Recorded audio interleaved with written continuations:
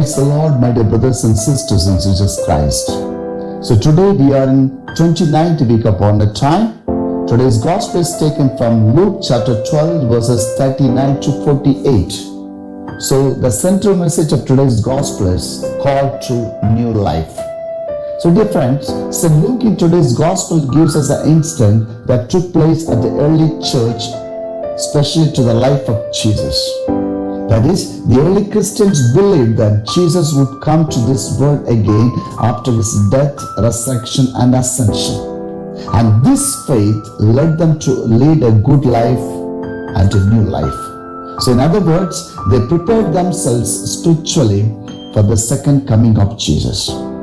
But as years passed, the second coming of Jesus was getting delayed, and during this time, some of the elders and the leaders of the Christians led an unholy life and started torturing the Christians too. So based on this background, St. Luke writes today's gospel passage, and here he invites every one of us to lead a good life, thinking that his second coming can take place at any time.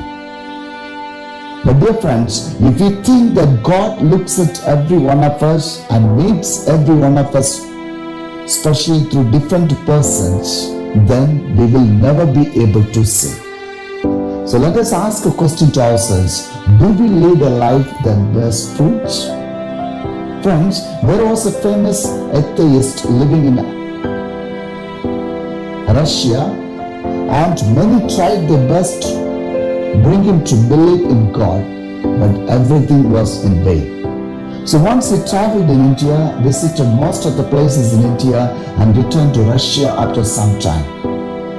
So he called for a press meeting and said to them, "I'm going to be a theist from today onwards," which means I'm going to believe in God from today onwards.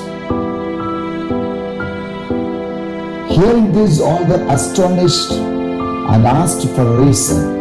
The reason he said was, most of the people in India don't do their duty with responsibilities.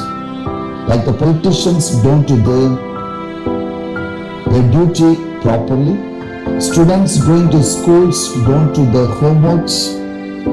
And doctors fail in their duty, etc., etc. So these people don't do their duties properly, yet the country is not destroyed, instead it's developing. So it means there is God who takes care of the country and its people. So that's why I decided to become a theist. Today's gospel says very clearly that God accepts the one who does his or her duty well.